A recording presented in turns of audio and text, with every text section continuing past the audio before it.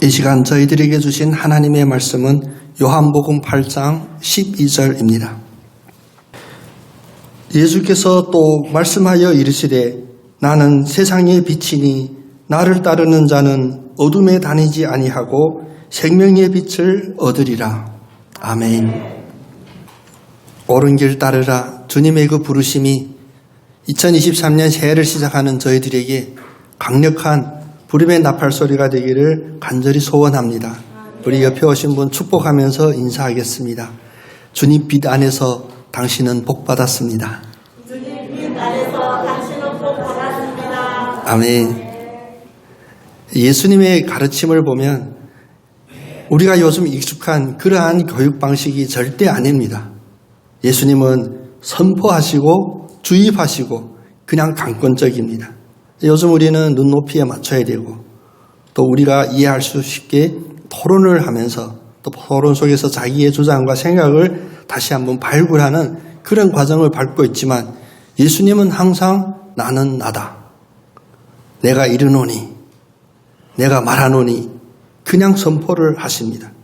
그래서 예수님의 말씀은 주권적인 특징도 있지만 또 하나는 신비라는 특징이 있습니다. 신비. 하나님의 비밀, 우리의 상식과 우리의 지식으로 잘 이해되지 않는 그런 부분도 분명히 있는데 이 신비는 하나님의 특권입니다. 오늘 예수님의 말씀은 길게 한 이야기가 아니에요. 나는 세상의 빛이다. 나는 세상의 빛이다. 예수님이 나는 세상의 빛이라고 하는 그때는 어두운 밤이 아니었습니다. 시간적으로는 하늘에는 태양이 떠 있고 그래서 밝은 상황 속에서 현실 속에서 왜 예수님은 나는 빛이라고 이야기했을까? 요한복음 4장에서는 우리 함께 봤지만 예수님은 나는 생명의 떡이다. 또 그 뒤에 6장에서 나는 생수다. 이런 이야기들은 듣는 이들이 이해하기 쉬웠어요. 왜? 우리가 매일 사는 게 뭡니까? 매일 먹고 사는 문제 때문에 고민하고 뛰어다니고 분주하잖아요. 그래서 먹고 사는 문제에 대해서 이해하면 그냥 아멘하고 받아들일 수 있는데 나는 세상의 빛이다라고 하는 이 신비하고 주권적인 선포 앞에서는 다들 고개를 갸우뚱하게 합니다. 예수님이 왜 하늘에 태양이 떠 있는 그 밝은 날에 나는 세상의 빛이라고 이야기했을까? 예수님의 이 선포는 영적인 선포였습니다. 그 당시 그 시대는 빛이란 전혀 없는 암흑한 시대였습니다. 정치적으로는 식민지였고요. 물질적으로는 풍족하지 않은 그 삶 속에서도 또 가렴 잡세, 또 세리를 통하여 그냥 있는 방법 다 동원해서 다 긁어갔어요. 그래서 사는 게 힘들었습니다. 그러나 더 중요하기는 그 당시 종교의 상황, 그 당시 영적인 지도자라고 서 있는 그들의 상황은 어찌했나? 하나님을 섬긴다고 하는 종교 지도자들, 대제사장들, 서기관, 바리새인들 그들 역시도 물질적인 욕망과 명예의 욕망에 사로잡혀 있어서 눈이 어두워져 있었습니다. 그래서 영적으로도 부패한 그러한 상황입니다. 그들은 성경은 잘 안다고 하고 성경은 잘 가르치지만 실상 자기들은 성경의 가르침대로 살지를 않고 이런 모습을 예수님이 책망하셨죠. 위선자다. 또 성경을 알고 하나님에 대한 지식은 많이 가지고 있는데 하나님과의 영적인 교제는 끊어져 있었습니다. 하나님과 교제하는 것이 아니라 자기의 욕심과 자기의 자랑과 자기의 손에 가지고 있는 권력과 그들은 교제합니다. 그래서 정작 하나님이신 예수 그리스도가 성육신 하셔서 나타나셨을 때 그들은 예수님이 누구인지를 알아보지를 못했습니다. 이러한 영적인 어두움이 단지 2000년 전 그 이스라엘에만 있었던 어두움일까요? 아닙니다. 우리도 우리의 주변을 돌아보면 지난 2022년까지 그 한 해뿐만 아니라 인류의 역사가 문자로 기록되는 모든 순간을 보면 항상 어둠 속에 있었습니다. 캄캄한 어둠일수록 사실은 모든 사람의 본성은 빛을 바랍니다. 밝아지기를 바라요. 특별히 이스라엘 백성, 하나님의 선택받은 민족이라고 자부하는 이스라엘 백성들은 사실 예수 그리스도와 같이 세상의 빛으로 오시는 이 메시아를 간절히 갈망하고 소망하고 있었습니다. 그래서 절망의 어두움, 가난함의 어두움, 주권을 상실하고 있는 정치적인 어두움, 이 모든 어두움 속에서 예수님의 빛으로 오심을 기다렸던 그들이, 물론 예수님이 누구인지 아직 확실히 알지는 못하지만 세상의 빛으로 오는 그이는 간절히 기대하고 있었습니다. 그래서 주님께서 그 땅에 오셨습니다. 더 정확히 말씀하면 바로 어두움 속에 예수님이 오셨습니다. 요한복음 12장 46절에 보면 나는 빛으로 세상에 왔나니 무릇 나를 믿는 자로 어두움에 거하지 않게 하려 합니다. 예수님은 빛으로 오셨다고 여러 번 강조했습니다. 그러면 빛으로 오신 그 예수님이 말씀하신 그대로 빛으로 누리고 받아들여야 될 그 방법은 무엇이었습니까? 예수를 따르는 이들은 예수님의 그 빛을 받아야 되는데 우리는 그 빛을 어떻게 받아야 할까요? 성경의 가르침을 보면 적어도 이 세 가지 방법이 있습니다. 첫 번째는 하나님과 깊은 교제를 가져야 합니다. 하나님과 가까이 해야 됩니다. 하나님과 함께 해야 합니다. 그 대표적인 예는 바로 모세였죠. 모세는 하나님과 가장 가까이 했던 역사적인 인물입니다.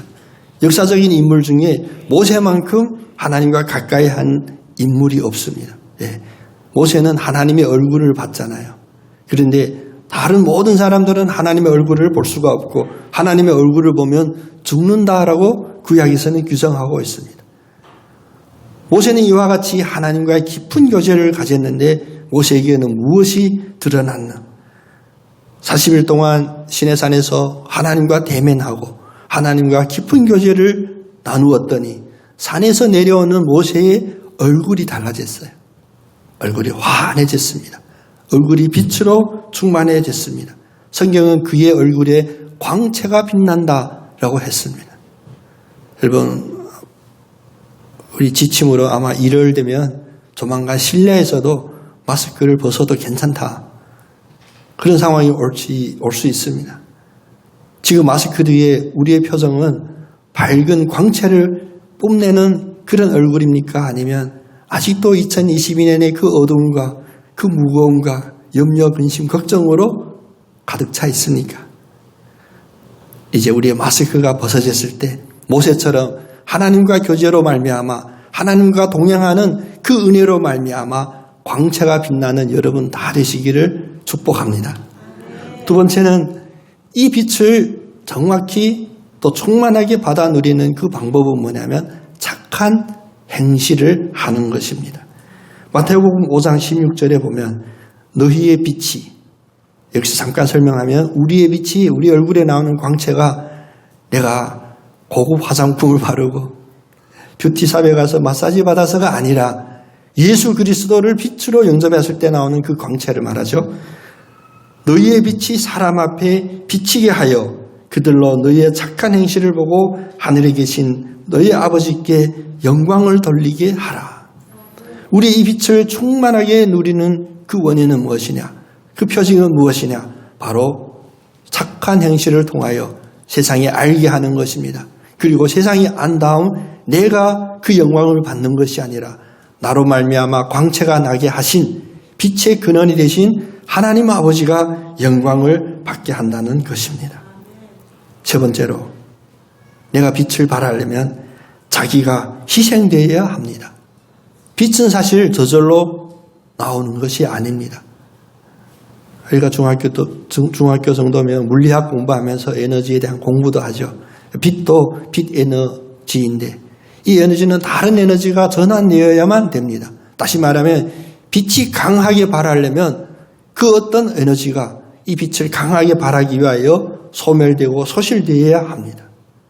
우리도 예수 그리스도가 주시는 이 빛을 발하려면 우리가 희생되어야 합니다. 그래서 우리는 순수하게 미약한 내 자신이 자가 발전하는 그런 빛이 아니라 저는 자가 발전할 수 없습니다. 그러나 예수님이 빛이기 때문에 저는 예수님의 충만한 빛을 드러냅니다라는 그런 반사체가 되어야 됩니다. 빛의 발광체는 예수님이시고 우리는 그 예수님의 빛을 반사하고 전파하는 발광체가 되려면 깨끗한 반사체가 되어야겠죠. 내 자신의 그런 욕심이 전혀 없고 거룩해지고 자기가 희생될 수 있는 그런 반사체가 되어야 합니다. 2023년도 우리가 예수의 충만한 빛으로 온전히 비출 때 우리에게 주어지는 축복, 다시 말하면 빛이 비춤으로 말미암아 드러나는 그 결과가 무엇인지 생각해 보면 그 역시도 다음과 같은 몇 가지입니다. 빛이 있으면 우리에게 생명이 있게 됩니다. 여러분, 우리가 간절히 갈망하고 소원하는 것이 무엇입니까? 물론 우리의 입술로는 쉽게 이야기하죠. 뭐 세상 별거 있나? 다 먹고 살자고 하는 짓인데. 이렇게 길게 이야기한 것을 두 글자로 줄인다면 생명입니다. 살려고 하는 거잖아요. 근데 그 생명의 근원이 어디에 있냐? 입으로 들어가는 양식이나 입으로 들어가는 물에 있는 것이 아니라 오늘 본문 말씀처럼 생명의 빛을 준다고 하시는 예수님의 이 빛에 있습니다. 빛을 받아야 생명이 있게 됩니다. 세상의 모든 만물은 다 빛이 있어야 생명이 있어요. 굳이 여러분 머리 굴리셔서 아니 어둠 속에서 자라는 식물도 있는데요. 이런 생각하지 마시고 빛이 있어야 생명이 공급됨을 우리는 알고 있습니다. 빛이 있는 곳에는 생명력이 있고 생명력이 있으면 많은 결실을 맺게 되고 빛이 없는 곳에는 물론 살아있다고 우길 수도 있겠죠. 그러나 나약하고 칙칙하고 더 중요한 것은 열매를 맺지 못합니다. 요한복음 14장 6절에 예수님께서 이르시되 내가 곧 길이요 진리요 생명이니 나로 말미암지 않고는 아버지께로 갈 자가 없느니라 하셨습니다. 생명의 빛 대신 예수 그리스도를 말미암지 않고는 하나님 아버지께로 나아갈 수 없다. 다시 말하면 우리의 입장에서 보면 생명을 얻을 수 없다는 이야기입니다. 빛이신 예수 그리스도를 따라가면 생명을 얻게 됩니다. 그래서 이 세상을 사랑하시고 우리 한 영혼 한 영혼의 구원을 원하시는 예수님께서는 매일매일 순간순간마다 오병이어의 그런 역사만 베푼 것이 아니라 오늘 말씀처럼 얼핏 이해 잘 되지 않는 이런 신비의 선포를 하시는 것입니다. 나는 빛이다. 나는 생명의 빛이다. 우리의 삶 속에서 부딪히는 많은 문제들이 있죠. 그래서 세상은 어떤 지혜를 줍니까? 그 문제의 원인을 분석하는 분석력을 허락하고 또 그 분석을 통하여 해결책을 찾는 그런 지혜들을 찾고자 애쓰는데 여러분 우리는 정답을 알고 있습니다. 이 세상의 모든 문제의 그 근본은 무엇이냐? 바로 빛이 아닌 어둠 속에 있기 때문입니다. 어둠 속에 있으니 분별할 수가 없고 어둠 속에 있으니 자기가 하는 이것이 정확한지 정확하지 않는지 알 수가 없는 겁니다. 그 어둠은 가장 큰 어둠은 무엇이냐? 바로 우리 마음속 깊은 곳에 쓴 뿌리로 자리 잡고 있는 바로 그 죄의 문제입니다. 이 죄가 바로 우리들에게 하나님과의 그 친밀한 교제를 단절하게 하고 하나님과 교제하는 것이 아니라 자기의 욕심과 또 공중거세를 잡은 죄악과 교제하게 하여 결국 어둠의 세상 속에서 소경이 소경을 인도하듯이 정확한 것을 분별하지 못하는 그런 삶이었습니다. 그래서 삶에 문제들이 생깁니다. 제가 개인적으로 미는 유행어들이 몇 개 있거든요. 작년에 1년 동안 밀었던 유행어는 바로 눈에 뵈는 게 없어야 된다. 우리 너무 잘 봐요. 문제도 너무 잘 분석하고 그러다 보니까 세상에 전부 다 내가 지적해야 될 문제만 있어. 다 흠집이야. 다 잘못돼. 근데 눈에 뵈는 게 없다. 여러분 오해하시면 안 되는데 이 세상에 미시한 것은 보이지 않고 오직 생명의 빛 대신 예수님의 그 빛만 보일 수 있을 때 우리의 생각도 커지고 우리의 시선도 긍정적이 됩니다. 또 하나는 제가 믿는 유행어 중에 하나는 육신은 의사에게 영혼은 주님께. 아프면 병원 가셔야 돼요. 아픈데 병원 안 간다고 우기면 제가 힘들어집니다. 병원도 가는데 병원에 가 의사만 의지하면 그건 아직도 어둠의 문제 속에 있는 겁니다. 근데 의사에게 맡기지 않고 자기가 책임지려고 하는 분들도 사실 적지 않습니다. 그래서 어딘가 좀 불편하면 어제도 어느 권사님하고 그런 얘기했는데 절대 그러시면 안 됩니다. 뭐냐? 어디가 불편하면 인터넷부터 뒤져요. 네이버부터 찾고. 그럼 찾으면 저는 예언의 은사는 없지만 감히 예언하건대 인터넷 찾으면 다 부정적인 것입니다. 사실은 코로나 때문에 우리의 심령이 얼마나 취약했는지 몰라요. 그래서 어디 엮음짝 조금만 불편하면 금방 코로나와 직결시키려고 하고요. 저도 지금 오늘 목소리가 많이 예쁘죠. 밤새 기침했더니 목소리가 예뻐졌어요. 제 딸이 자기밖에 모르는 아직 철없는 제 딸이 제가 기침하니까 아빠 혹시 코로나 아니야? 근데 그 표정이 도망칠 준비 기침 날 수도 있어요. 잠이 잘 안 올 수도 있습니다. 아침에 일어났더니 일어서는 순간 두 무릎에서 뚜두둑 저도 그런 소리 나요.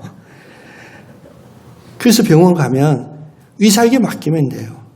근데 우리는 그것을 내려놓지를 못해요. 왜? 눈에 보이는 것이 너무나 많이 있어서 내가 해결하려고 하면 결국은 문제 안에서 벗어나지를 못합니다. 제가 작은 예를 들었지만 그게 우리 삶의 전반적인 문제도 마찬가지입니다. 우리가 어둠 속에 있다는 것을 인지하고 인정할 때 그것을 타개하는 방법은 바로 빛으로 나가는 것입니다.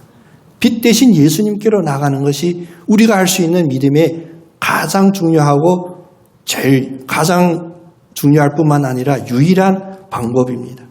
로마서 13장 12절에 보면 우리의 상태들, 우리의 살고 있는 환경을 뭐라고 이야기하냐. 밤이 깊고 낮이 가까웠으니 그러므로 우리가 어둠의 일을 벗고 빛의 갑옷을 입자. 여러분 2023년 우리 많은 문제들에 주목하고 그 문제에 매달려 있는 우리가 아니라 어둠의 일을 벗어버리고 빛의 갑옷을 입는 승리를 위하여 출발하는 여러분 다 되시기를 원합니다. 그러면 빛의 갑옷은 무엇일까? 바로 이어서 로마서 13장 12절 그 뒤에 빛의 갑옷을 입자라고 하고 13절 14절에 분명하게 말씀하십니다. 낮에와 같이 단정히 행하고 방탕하거나 술 취하지 말며 음란하거나 호색하지 말며 다투거나 시기하지 말고 오직 주 예수 그리스도로 옷 입고 정욕을 위하여 육신의 일을 도모하지 말라. 혹시 한 분만 아멘 하신 거 아니죠? 육신의 일을 도모하지 말라. 그럼 속으로 다 궁시렁궁시렁 할 거예요. 아니 육신의 일을 떠나서 어떻게 살 수 있냐. 우리가 내려놓지 못한 바가 바로 이것입니다. 이것이 어둠에 잡힌 거예요. 육신의 정욕을, 육신의 일을 내가 도모하지 않고 하나님께 전적으로 맡깁니다 라고 했을 때 우리 2023년 그렇게 한번 살아볼까요? 우리의 모든 문제 주님께 맡겼을 때 주님이 침묵하시고 방관하시고 우리를 망하게 하는지 한번 체험하면서 살아볼까요? 우리가 하나님 앞에 또 세상 앞에 담대하지 못한 이유는 무엇이냐? 모든 염려와 걱정과 부담을 내 자신이 지고 있기 때문입니다. 그런데 우리가 무엇입니까? 내가 무엇입니까? 내가 무엇을 할 수 있습니까?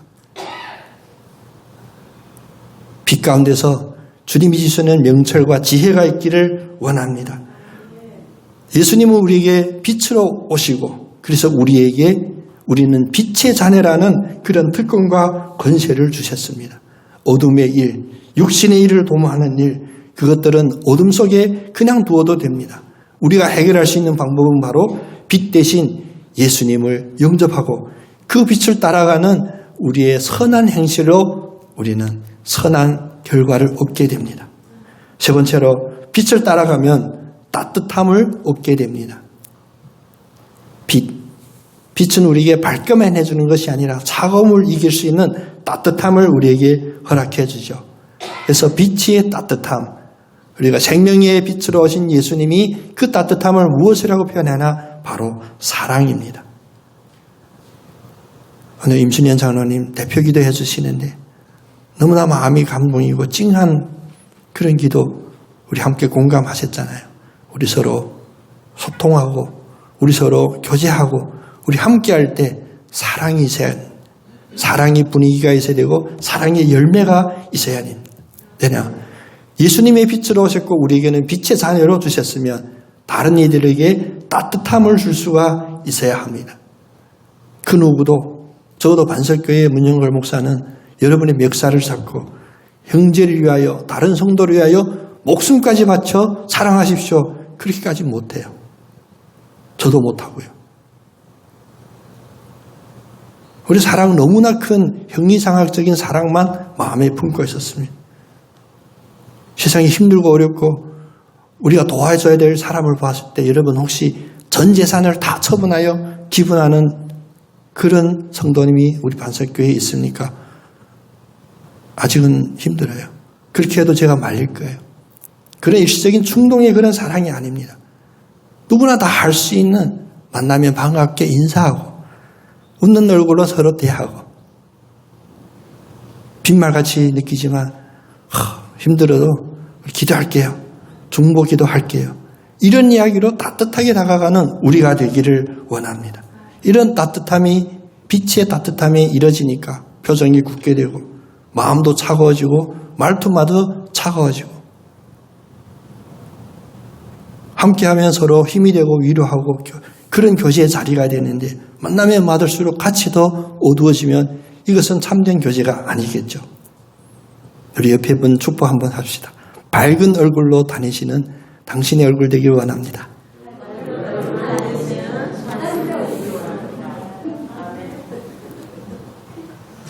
성경의 원리이고 주님이 말씀하신 원인입니다.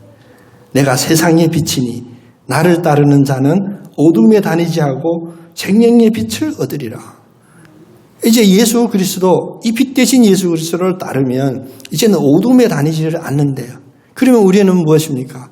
어둡질 않아요. 왜? 어둠은 빛이 등장하는 순간 사라집니다. 점점 사라지는 것이 아니라 빛만 있으면 그 일순간에 어둠은 사라지게 돼요.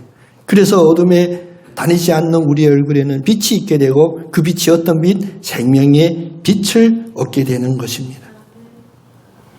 어제 송구영신 예배 좀 길게 해가지고 늦게 끝났는데 갑자기 흥분해가지고 지나간 2022년의 모든 일을 우리가 다 잊어버리자. 그런 고백들을 서로 했습니다. 왜? 여러 가지 우리가 자랑할 만한 것도 있고 나름 괜찮은 일을 했는데 이 일은 꼭 자랑하고 싶고 알리고 싶네. 이런 일들이 있을지라도 지나간 뒤의 일은 모두 잊어버리라 하신 이 주님의 말씀은 사실 에베소서 5장 8절에도 나옵니다. 왜 지나간 모든 것을 버려야 되냐. 에베소서 5장 8절에 너희가 전에는 어둠이었더니 이제는 주 안에서 빛이라. 빛의 자녀들처럼 행하라. 넘겨진 그 페이지 이제 다시 되돌리지 맙시다.